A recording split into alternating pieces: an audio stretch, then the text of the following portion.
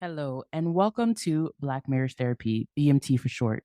Here we become students of marriage in order to create healthy, long lasting relationships. I'm your host, Kristen Smith, and in today's episode, we discuss longevity and transitions in marriage with Sean and Lanette Reed.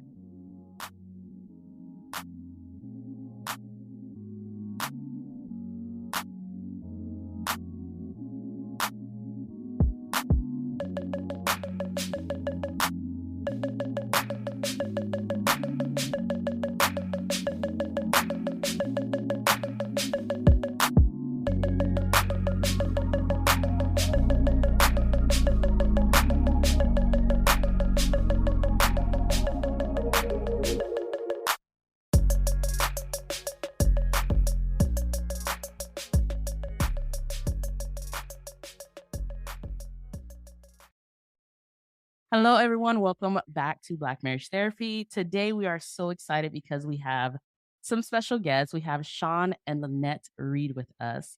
And today, we are going to be talking about longevity in marriage. I think that a lot of people want to be married for a long time. I think when they get married, they expect to be married until they're old and gray.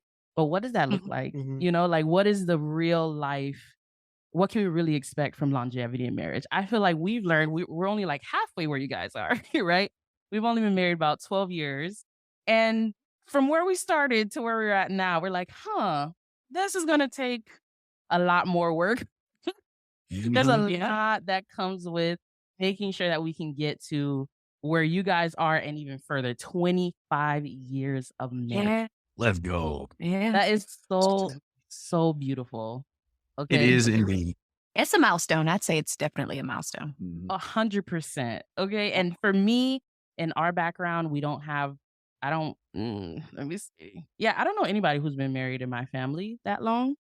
So I think you have one aunt who's been married a long time, Okay, one or yeah. two aunts. But other than that, we don't have that background. And I think a lot of our audience and people that, listen to us also don't have that background either. Like, where do we start from?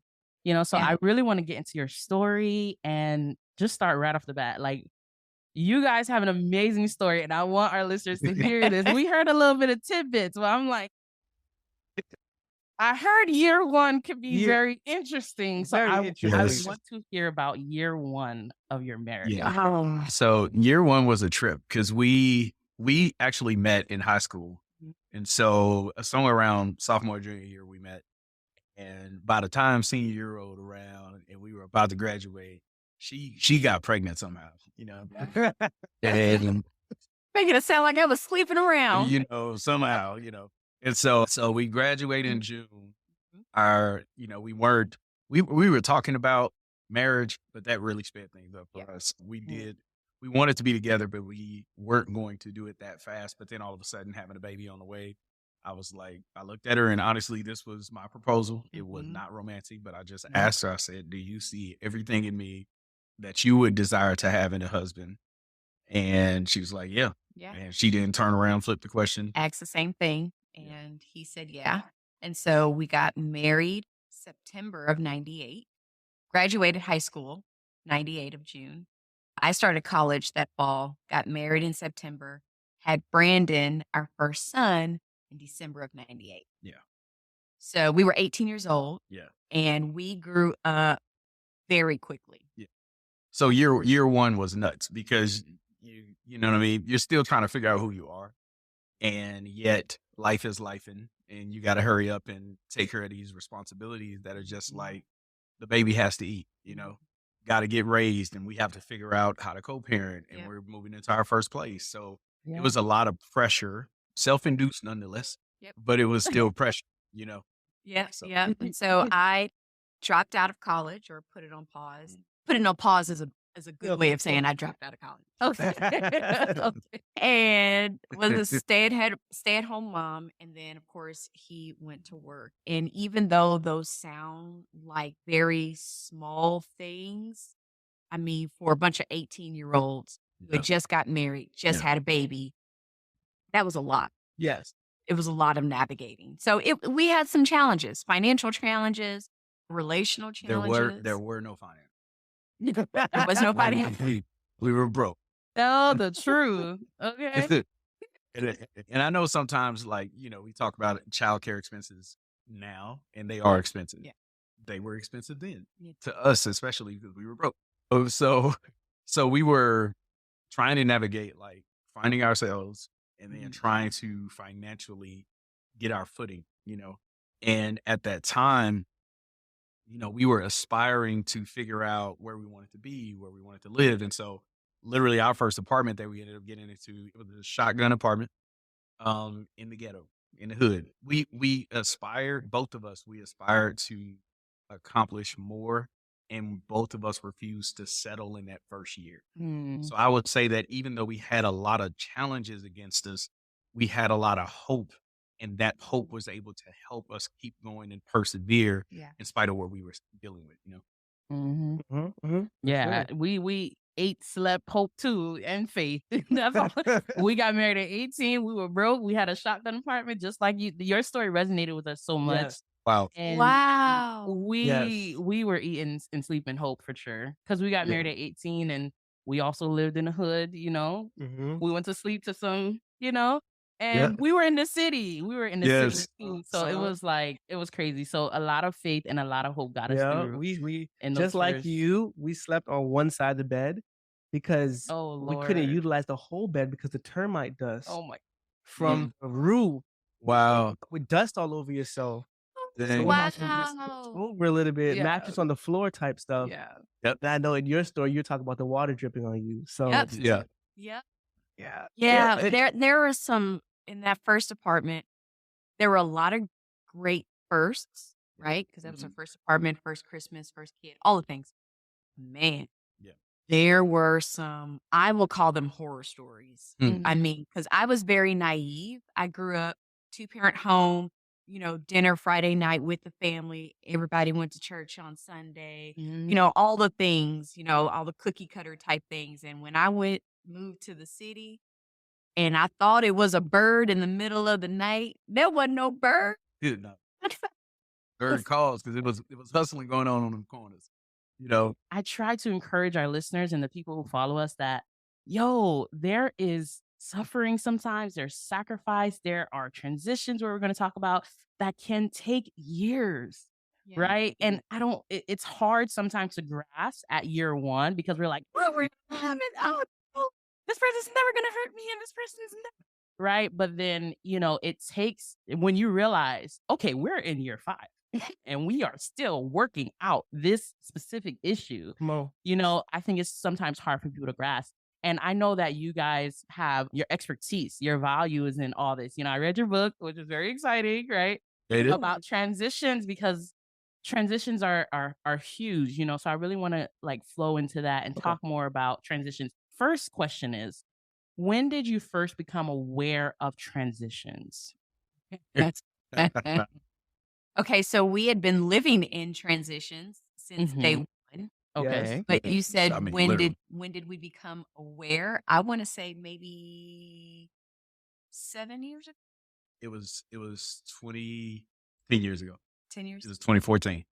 Okay. I remember. Yeah. It was Yeah. 2014. So somewhat recent. You would think, Yeah. oh yeah, we realized this. We've been married 25 years, so we realized this 20 years ago. No. Mm. Some people would think of a transition of a loss of a job or an aging parent. But Yep. honestly, we're talking about not just those, but we're talking about you got a baby. Well, first off, the first transition that you're going to have in marriage is the fact that you're getting married. Mhm. Mm, So that is your first transition. that's good. But it could be moving away, it could be having a baby, it could Mhm. be dealing with sickness in your body, Hormones, hormone changes. libidos. Yeah. Because when that stuff started changing, listen, it could be the fact that, and I know this is going to be, I don't know how far y'all want to go with this. Y'all can cut this out if you want, but part of the problem is like some people have sex expectations. You know what I mean? You Oh, yeah. come out of something else, or you Yeah. saw some stuff, Yeah. or you came out of pornography, and all of a sudden you in this relationship together, and you got these expectations that are there, and y'all can't get in sync. Well, you've got one person who was a virgin and then one person who lost their virginity early on. And Mhm. just Yeah. because you're married doesn't necessarily mean that your sex life initially is just going to take off and Yeah. boom. Yeah. Mhm. So even navigating that, it's like you have for every transition, every couple, every person has their own perspective of the transition. Right. Yes. And Mhm, so mhm, being Yes. able to be in the habit of vocalizing what you're going through, how you're feeling, what difficulties or challenges you're facing, and the other party sitting across from you and being empathetic, Mhm. like that alone, getting on the same page of not maybe what decisions need to be made, but Mm. just getting on the same page emotionally. mm. If I could have that, it really makes me feel like I'm not in this transition alone. And that is the point. That's the point. The that is the point. The biggest thing that hurts, let me tell y'all something. When you go back all the way to the beginning of the book and Mm. you get the first marriage and God brings the man and woman together. Before the first marriage, what was the one thing that God said? He said, day one, Yeah. evening, morning, first day, it's good. Yeah. Day two, morning, it's good. Go through 6 days, it's all good. The first time God said something is not good, it is when he said it is not good for man to be alone. So Mhm, I will do what? I will create a help me for him. mhm, Adam had the presence of God, and God still said that that was not enough. mm, And he had purpose. He had purpose, he had God's presence, but the one thing that God said, hey, you as a human being, you don't need to be alone. So I'm mhm, gonna give you somebody, a companion who gonna do this life with you. And mm, y'all supposed to rule and dominate together. So the moment that all of a sudden we in the same bed, but we don't feel like we're in sync in heart, Yeah. mhm, we in That's the same crazy. house, mhm, but Yeah. I don't feel like you're supporting me. I don't know how to tap into supporting you because now you're withholding your feelings. Now you're not talking to me, you're withdrawn. And so as you're kind of giving a trauma response, I start feeling like I'm on the outside. Or mm, if I'm too aggressive, right? And I'm not sensitive to the reality that even though, let's say, for instance, we had a situation where, Lynette was diagnosed with RA. Okay. And when she Rheumatoid arthritis. like, so here it is. She all of a sudden has rheumatoid arthritis. I don't feel that in my body. You know what I'm saying? Like that's not a pain that I feel Yeah. Mhm. physically. mhm, So I could just be like, "Well, there's your problem." You know what I mean? Or I can try my best to say like, "That's a transition for you. It affects the whole house then. Yes. So how do I come along and feel what you're feeling and mhm, and provide support and help you through that Mhm. situation?" You know what I mean? Yeah. No, I agree. mhm, If we could just be intentional, if we could just identify, if we could just be sensitive enough to our marriages, mhm, sensitive enough to our spouse, mhm, Mhm. right? Where you gave a perfect example of something happening in Lynette, and that was you were sensitive enough to that that you were able to say, okay, let me make a response to it. Nothing in the marriage had even changed yet at that time. If we could be Mm. that sensitive mhm, and be able to identify, mhm. Well, that's that brings me to my next go question ahead. actually, because That's what I like if I'm in a marriage, and I haven't heard of transitions, maybe this episode is the first time I've ever heard of transition. What would you say are probably some indicators that you can look around and say, you know what, I think we're going through transition? Is it the communication, intimacy? What would you say are some indicators that can help a couple know we are probably in transition? We need to approach things differently. Yeah. I would suggest thinking through several things. Number one, you can look at your personal bandwidth. Like what is your emotional bandwidth right now? Mhm, And this is one of the things in you can look at your individual bandwidth and then you can look at the relational bandwidth. And one of the ways that you know that you're in a transition is either individually or collectively, there's a heightened sense of anxiety. mm, And mhm, I know there's a heightened sense of anxiety when my fight, flight, freeze, fawn reflexes is all of a sudden kicking in, mhm. right? So That's I know that I'm anxious because I can't stop thinking about something. that's It's just yeah. good. I'm laying in the bed and my brain's still going. That's good. Or my heart's racing. I got palpitations. You know what I mean? My stress levels are just higher. I'm more Mhm. irritable. These Yeah. are things that are literally indicators that something is off. Yeah. The problem with this most times is that we've been taught, "Oh, I work best under stress." Mhm. I'm good under stress. And I'm not saying you can't function with some levels Well, of stress. we also praise busyness. Yeah. Yes. Yeah. Yes, we do. Which Mhm. makes it even more challenging Mhm. because now I'm not emotionally in tune, right? So then if I'm at a place to where all of a sudden I got a short fuse and Lynette's picking up on it and she's recognizing that, okay, this ain't a one and done. but this has been like 2, 3 weeks. Mm. Sean seems distant. He's more focused. He's not talking as much. And that means that probably there's an indicator that something's going on in Sean that is changing. And it could be the fact that my workload is too intense. I got a promotion on the job. That sounds like a good thing.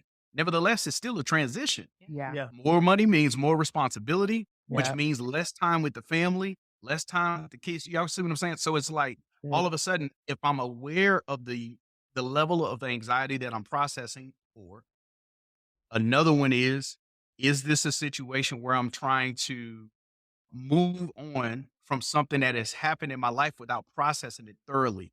A lot of times, this is what's going on with transitions that's sneaky, because what'll happen is you get laid off on the job, and what's the first thing you got to do? You got to find the Find next another job. Find The another problem is you probably haven't emotionally processed the fact that you feel betrayed. You need to grieve it. You need to go through the Good. stages of grief. That's good. And so now you need somebody to go through it with you. Mhm. And your spouse might not be thinking that. They may just be thinking, why ain't you got off your butt and, start applying for some stuff? Let's go. We got bills to pay. And so in that moment, you got one person who feels heartbroken, betrayed, and let down because they've been let go. And on the outside, it looks like passivity, right? Or an opportunity to do nothing and be laziness, whereas it's actually maybe depression. Yeah. Or like that maybe Yeah. it's grief. Transition. Yeah.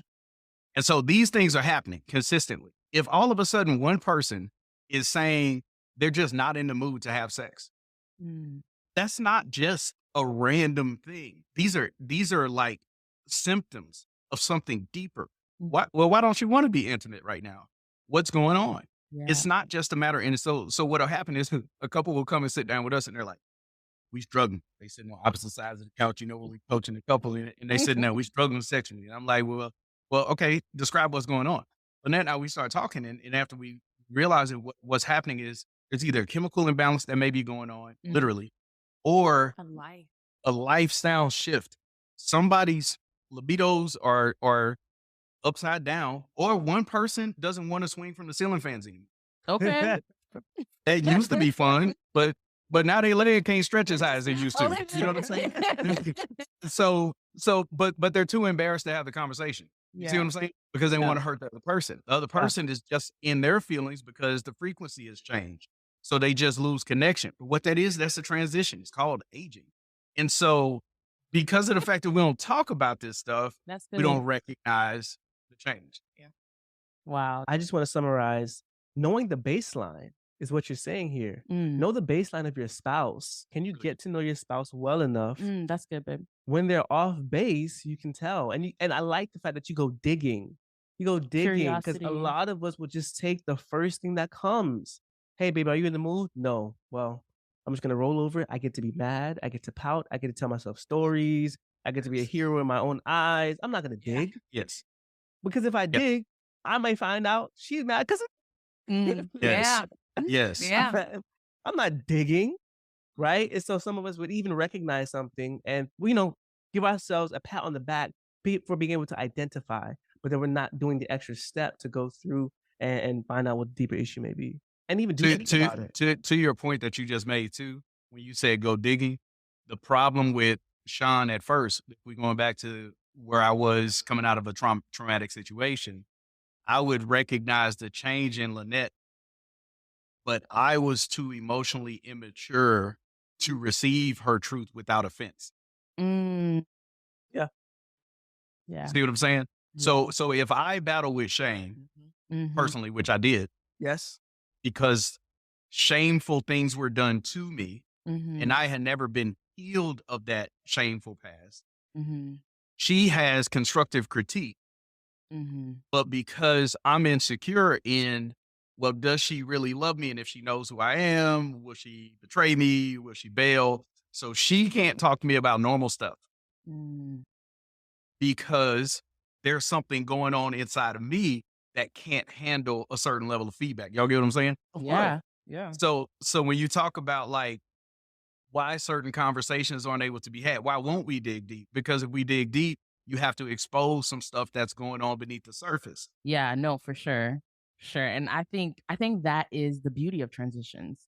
And it's like we have to understand in marriage, especially those of you who probably been married just, maybe a year or two, it's like these things are inevitable.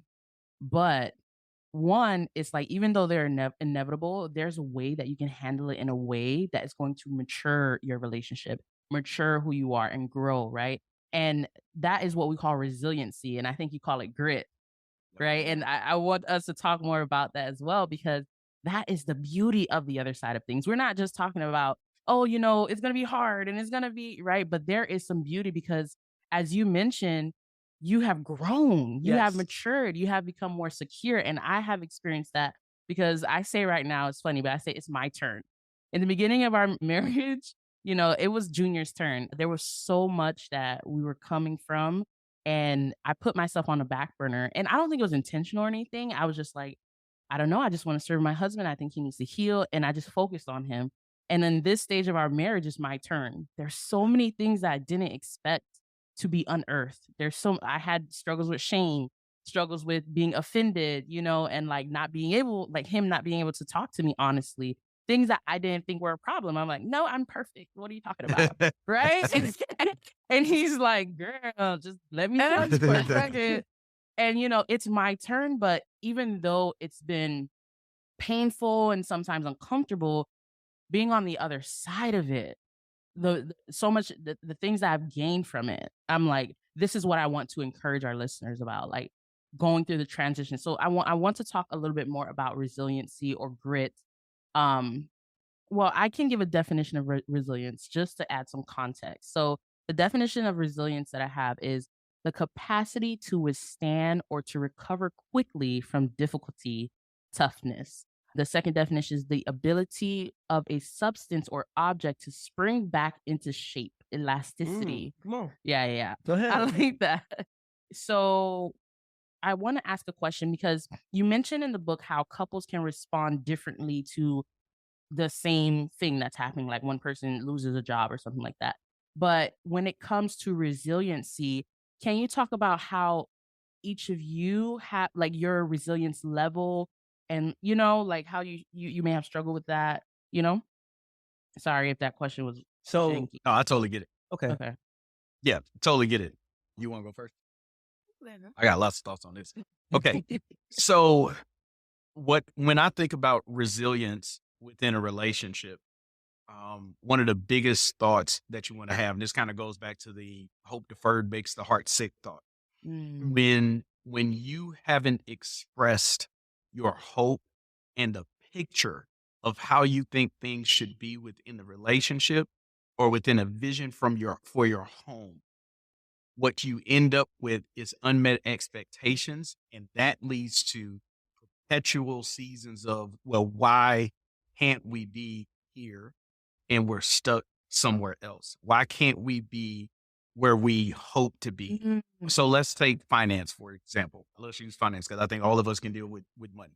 And if your expectation of success for finance or your hope for finance is that you have X amount of dollars in the bank, your expectation is that y'all make so much money per year, you live in certain kind of house, certain kind of neighborhood, but your spouse isn't on the same page with you Mm. and you don't have a shared hope, then all of a sudden you can have one person who is grinding and is pressing, and you have another person who's just spending money like crazy Mm. because they don't see that they're threatening your hope. And so all of a sudden, when life happens and the car breaks down or the refrigerator breaks and money should be there, that's not, it's harder for that couple to bounce back Mm. because you have one person who's like, if we would have been listening to what I've been saying this whole time, we would not be in this predicament. And the other person is just kind of like, we're going to make it, everything's going to be okay because they can wing it. So, what you have for a couple like that, it's harder for them to grit. It's harder for them to grind through that season because Mm. now instead of two individuals focusing on healing a problem with shared vision, with shared contribution as to how we're going to get to a better place, you have a couple that's now hurt by one another, Yeah. hindering them from their greatest hopes. I hope that makes sense. You know what I'm saying? Yeah. So it's like if Lynette has this goal in mind, that's a deep desire in her heart for us to get to a certain place, but I'm not supportive of that thing. it hinders the couple from being able to tackle challenges together and grind it out as a team. Yeah. Yeah. And so what ends up happening is you get one person feeling like they're alone in the struggle. I think the other part about bouncing back and then persevering through difficult situations is Lynette and I had to learn over the years, and this is big. I couldn't go retreat into my own world by myself as if Lynette was not a part of the struggle. I had to learn how to have frequent conversations with her, be able to say, "Hey, this is Yeah. what we're dealing with. How are you feeling about this? Yeah. What do you see concerning this problem?" And the more that she and I began to communicate on a frequent basis, she and I were able to persevere and bounce back a whole lot faster. And I wasn't offended by her perspective anymore. I know some couples, they're going through struggles, man, and they'll be going through it financially, sexually, whatever. And I'm like, when was the last time you guys got together and talked about it? And it's like 6 months. Yeah. I'm like, when was, so y'all financially going through it. When was the last time you had a budget meeting? Oh, we don't talk about the budget. I'm like, well, why not? Because the last time we did it, it turned Yeah. into an argument. You had one argument about the major problem that your life is circling around because you didn't like how that one argument turned out. You won't touch this discussion at all. And so, yeah, they've given up on it. So that couple doesn't have the grit, the resilience to say, we can talk about really difficult things, disagree. And if we get triggered and it turns into a fight, man, go back, cool down, come back Yes. together with greater techniques, but keep on talking because without Yeah. that communication, There you you can't go. overcome that You can't propel circumstance. forward. I think, when you get on the same page concerning an issue, you can have different methods of resolving the issue, and that's okay. But if you never come together to discover where you are, Mhm. you can never gain traction. You can never get forward. Like, so one person, if you have two different methods and you're not talking, but both of you have resilient type mentalities, Mhm. you're just further pushing yourself away from one another. That's That's good. good. Right? So the point is to keep that same grit, keep that same resilient mindset, but you got to make sure you come together so that you can forge forward in the same direction. Hey, friends, how are you doing socially? As spring is rolling in and there are more events and gatherings to attend on top of your daily tasks, it can feel overwhelming and it's so easy to spread ourselves thin. How do you navigate the new season? How do you recharge? How do you set boundaries? When do you rest? Therapy can really give you the self awareness to build a social life that doesn't drain your battery. You know, therapy is not just for major traumas. It's about learning positive coping skills and setting boundaries to be the best version of yourself. It's been a game changer for so many people, including myself. So, if you're considering therapy, why not give BetterHelp a try? It's entirely online, super convenient, flexible, and totally suited to your schedule. Just fill out a brief questionnaire to get matched with the licensed therapist. And hey, you can switch therapists anytime for no additional charge. Ready to find your social sweet spot with BetterHelp? Visit betterhelp.com/black marriage today to get 10% off your first month. Trust me, it's worth it. That's BetterHelp, HELP.com/black marriage. So the grit is really like what I'm understanding is the couple's ability to like continue to face that issue until it's resolved. And I like that you mentioned also the togetherness piece of it, right? Because if you have two strong-willed people or if you have two strong-willed people or, with that personality where it's like we know how to bounce back, but you're not coming together, connecting again, then it's just like you're missing the point of being able to like continue to face that challenge until you find that resolution. Yeah, I love the Yeah. fact that you go ahead, I'm sorry. Well, because I was going to say, because we don't realize that it's not just the two of us in the marriage, but we have the presence of the Lord as well. And when two or three are Yeah. touching or In gathered His together, name, come on here. he'll be in the midst and he'll direct our path, He will. right? Yeah. And so, like, whatever plans we have, Mhm. however discombobulated they may be, if we can get on the same page Mhm. and acknowledge God, Mhm. then He can give us insight, He can give us the wisdom, Mhm. and then we can move forward. That's To good. that point, though, a lot of times the voice of God sounds like your spouse. Ooh, And that's what we don't like. you got to say it Mm. again. You got to say it again because people will go into a prayer closet before they listen to their spouse. You see what I'm saying? But we've been asking for revelation. And what I'm saying is, we're like, God, tell us what to do. And we praying about the spouse that Yeah. God is actually giving us wisdom through. Mhm. A lot of times the voice of God sounds like his spouse. A quick thought on that is, we said this to a couple the other day. We were talking to them and they were like, man, sometimes it's just frustrating. And I was like, well, what's the frustration? It's like, well, we think so differently. And I was like, it's in the different that you get the best discussion. Mhm. If you married somebody so that they can give the same answer as you, what's the point in that? Mhm. The fact that they are different, Yeah. it's in the diversity that you understand, like for complex problems, for complex emotions, you Yes. need the uniqueness of their perspective, their way of thinking. Yes. And it's in the tension, not, oh, we always think the same. We always want the same food. We want the same color furniture. We want this. They're just me. We just always, and you think it's this utopia. You know what I mean? This idea that's romanticized that like this person and you just have chemistry because you always agree. Mm. Stop it. It's not realistic. You're Yeah. supposed to be different. Yeah. It takes work to stay unified. Yes. Yes. It takes work, people. It takes multiple conversations. It Mhm. takes circling back around. It gets triggered, and then you got to relax, and then you got to circle back around. It takes apologies. Yeah. It takes humility. It takes listening, active listening. It takes reflection. It takes all of that stuff. Yeah. And in that, all of a sudden you begin to realize God has gifted you with someone who is different than you. Mm. Their uniqueness makes your journey better. Mm.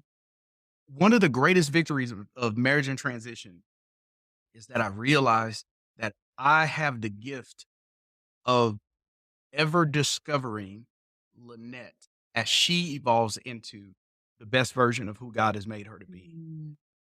Some people are mad because they look at their spouse and they're not what they used to be at Yeah. 18, 23. And I'm like, bruh, did you really get married with the thought that this person was going to be the same 20 years from now? They're supposed to evolve, but that's why they're still chaseable.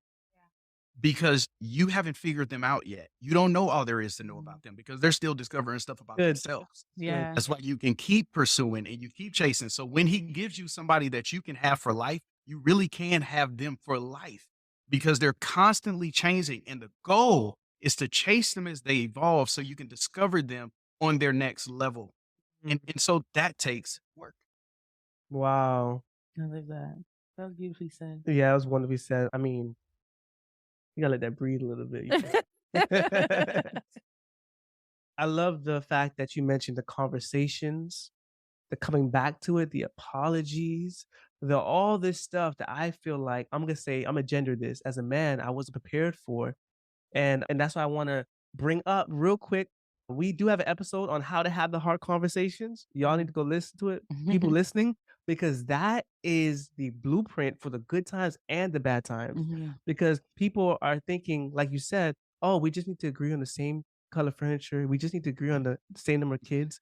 We just need to agree on where to live and we'll have a marriage, we'll have a family. Mhm. But the truth is, you get the best out of the diversity of the two, right? Out the delta, what's different between you two. But if Mhm. you don't know how to have these hard conversations, whether they're good or bad, right? I think learning how to have hard conversations in good times, in bad times, is going to help us continue to see the beauty of us coming together as one. Mhm. Because now we're no longer afraid of that. We're not afraid of the differences. That's good. We don't think our marriage is going to explode because he wants to go left, she wants to go right. Yeah. We expect it, we normalize it, Yeah. and we know how to get the best juices out of that, Mhm. right? Absolutely. To power our marriage forward. To your point, I just want to add something to that. So y'all go back and listen to that episode. One time somebody said something to me and it was interesting. They said a lot of times relationships don't fail due to a lack of passion. They Mm. fail because of a lack of processes. Mm. And I was like, whoa, that hit me because sometimes we're questioning our spouse's love for us after difficult times. And it's not that the person doesn't want it as bad as you because it seems like they've given up trying. Problem is they don't know the process to try again without being hurt. Wow. So it's Mm. not giving up. They don't have a lack of They passion. don't have a method. They don't have a method of being able to do it without triggering you or them being triggered. And so you get stuck. They get stuck. That's what we find happens over years. And so some people, they settle. They're just like, it is what it is. It's going to be what it's going to be. They had that mindset. And Lynette and I, Oh God. thank God that we did not settle. We couldn't. One Mhm. of the things that we have determined in our minds, we made up in our minds for our marriage, as it is how. What we've said for us is like an average marriage is unacceptable. Mm. When God told me I can have life abundant. Mhm. And so we will invest Yeah. in whatever it takes to get to a place that she and I are not settling Yeah. for dysfunctional. Mm. I don't mind the tension. Right. I don't mind the complexity of having to work through problems. But Yeah. an average marriage to me is one where I've given up the chase in the pursuit of authenticity for both of us within the relationship. She should be free to be herself. The greatest transitions that we face, and now you mentioned the juices that you get out of all of that. The juiciness of the transitions now is that the problems are less important than this person next to me. Yes. Mm. Feel me? Yeah. So I'm trying to discover her as we go through this journey together. And in the past, the problems took the driver's seat in the relationship. And we got so in our feelings about the fact that we saw the problems differently that Mhm. that hijacked the intimacy within the relationship. Yeah. Yeah. And so I mean, it's pretty much you have to be okay with someone having a difference of opinion. in different strengths and different preferences, They're just not you. different ways of coping with struggle. They're just not you. That's not you. They're just not you, you know? No, that really is some people struggle with No, that. I because get it's that. easier if you think like me. I want you to be me. Yeah. It's easy if I'm sitting across from me right now. Mhm. We could just decide where we're gonna eat right now, right here, right now. I think that they make the difference of the person bad. Yes. They Yes. say, well, Yes. because you're different, it's bad the way you think. It's bad the way you feel. It's bad that you have that opinion. And as long as you're seeing them with that bad, like that's how contempt comes, Mm. you know, where it's just like, well, I think less of you because you think differently. You Mhm. have to be able to be like, no, they're different. I can accept that. And that could be a strength in our marriage, Of course. you know? Of course. But I'm glad that you mentioned the benefits because I want us to transition to now kind of the tips and advice to those who, you know, maybe in transition or, you know, finding this out for the first time. The first thing is what if you were talking to Sean and Lanette in year one, you know, Go to trauma therapy. I'm sorry. Go ahead. Ask your question. what advice would you guys give to, you know, your younger selves at that stage about transitions or resiliency? What would you say to yourself? The first thing that came to my mind is, and you'll probably change tomorrow, Mm. and you'll probably change in another month, and you'll probably change next year. Mm. Get used to it. So you have to be okay, not just with the changes in marriage, Yeah. but with the changes within. Mm. Mm, Because honestly, Lynette was harder. What I learned over time was Lynette was harder on herself than I or anyone else ever was. Yeah, I didn't need anyone on the outside to tell me that I need to strive a little bit higher or do a little bit better. I had my own little gauge on the inside of me saying, mm, step it up, do this, do that, right? So for me, I would say embrace the change, welcome the change, almost even accept or expect a change, and then probably take your time in getting the footing. mm, And there's probably so much other points and tips that I could tell myself, yeah. but that would probably be the biggest one. That That's was good. great. That was good. That's great. I love that. Grace. Yeah. Oh man, this one's hitting me hard. So recently I did this thing. It was a self-authoring exercise. So I'm 44 and I went back and did pretty much 6 events, 6 significant events of 6-year epochs in my life. So basically 1 through 6, what can I remember? What were Mm. major significant events that happened? So 6 per, 6 years. So I did 7 types of, so 42,000 words, right? I wrote it all out and I sat down with my wife and my kids, who are now all adults. And this was the week of our 25th wedding anniversary celebration. So this is last year. Wow. So last year, September 5th, a couple of days prior to it, I sat down with my family. I said, I need 3 hours of your undivided attention. Wow. And I want you to give me whatever response you want to give me, but I need to read for you. It was 1,000 words per significant event that I went through, and I read them my history, trauma included. That was the first time that I had ever shared with anyone my entire story, Mm. period. The thing that helped me get there was a couple of years back, I started this journey of learning the power of connection through my story. Mm. For years, I thought in my mind that if God knew it, that was enough. And what I started to, so I always confess things to God. But what was true about God was that God would give me forgiveness, but he made healing Mm. come through confession to another human. Come on. Come on. And I devalued that because I never was really taught that. So God says, if you confess your faults one to another, you may be healed. Yeah. And I didn't realize, like, I wanted God to fix it for me. Like, forgive me and heal me. And God was like, okay, I'll heal you when you're bold enough, brave enough to tell it. And so I couldn't settle for that anymore. So if you're going back and you're saying, Sean, what would have made a difference? And I don't regret my journey, you know what I mean?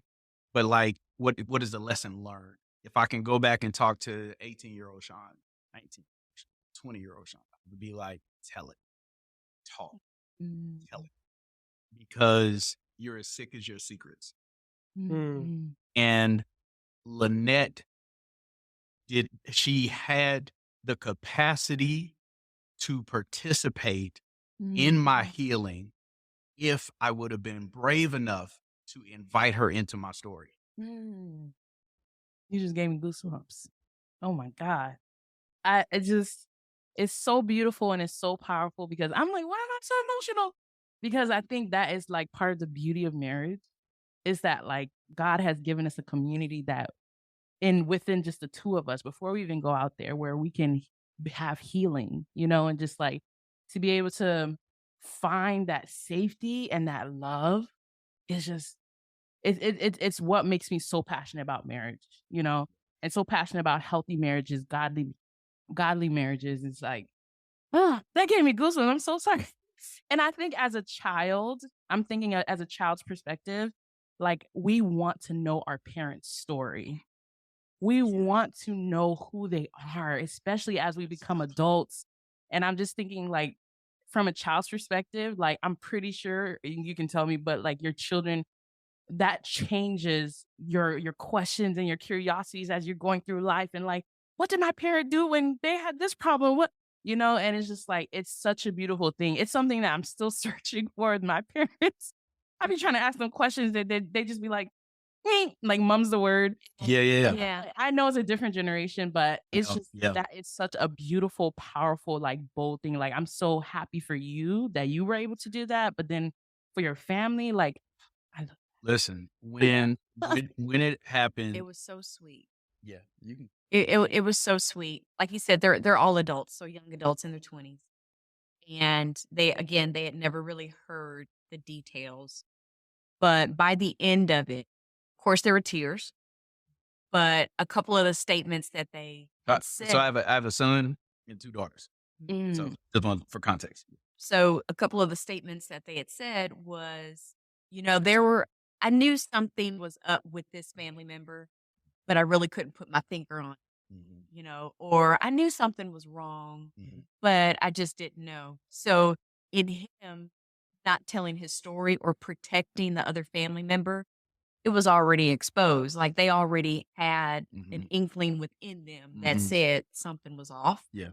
And then our youngest was like, I love how she said, I just want to hit somebody for you. And he immediately was like, "Thank you." Like, "Thank you for getting" That was one of the best statements I ever heard in my life. again, it's empathy. "Thank you Yeah, for getting in the trenches with me, yeah. feeling the hurt, feeling the anger, feeling all of that, like, yeah, I'm gonna hit somebody," Yeah. right? And then do you remember what Brandon He said it was the bravest my son said it was the brave he had never heard anybody do that before, never heard of it being done before, and he said that was one of the bravest things he'd ever seen. I think that's what I want my children to think of me. With emotional, financial, in every aspect. I hope that one day that they see that I was brave enough to face all those things. And, like not perfect, but just brave, whether you feel like And if I could say this to you both, I think what you're doing now is I think that, what I mean, people think about the the mountaintop of success, you know what I mean? They think about this event that is somehow gonna define them I believe that like greatness, I believe that purpose and bravery is what you do.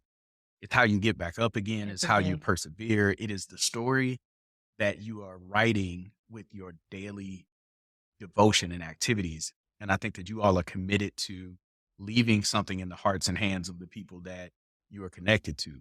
legacy, That's yeah. what we call legacy. You know what I mean? So we're big on legacy. That's literally what our nonprofit name is, talk Legacy about Makers. it.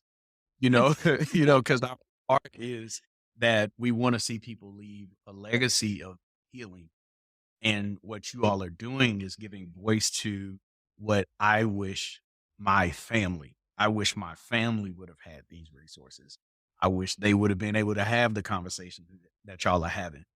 What I realize is like coming out of where my family came out of, I mean, wasn't nobody trying to hurt nobody. You know what I'm saying? Right. It was Surviving. hurt people hurt people. It Yeah. was Mhm. survival. And as I go back generationally, it's kind of wild. But I'll say this thought real quick. But my dad's dad was a sharecropper with a sixth grade education. Wow. You know what I'm saying? So, Mhm. like, I think it was 1987. I remember he passed away, my grandfather. And so it's like I had barely known him. You know what I mean? Barely seen him. I'd seen him maybe 2 or 3 times in my lifetime before he passed. But to think that 2 generations Yeah. ago, That close. you in the field sharecropping, Mm. to think that now I have 3 kids who went to college, graduated, with honors, who are serving God, who love God, don't despise the church, they wanna serve in it, they wanna be missional, they're growing up and now they're serving and they're finding love and discovering themselves. To me, to think of what God can do through Mm. different levels of transparency. The silence that was on my dad's generation came from trauma and pain in the generation before him. They didn't want to tell no story because it was too painful to talk about and they didn't have these Mhm. resources. Mhm. My dad, he gave a little bit more, but it was still better than what he had. My mom gave me the best with what she could and the best with the tools that she had. And so now Lynette and I, we're without excuse. Yeah. You get what Mm. I'm saying? We're, Yeah. we're without excuse. We can't know what we know and have the tools that we have. And go to the grave with that. Absolutely We can't not. do it. No. We have an obligation to say, if we can be healthy, why would we settle for being sick?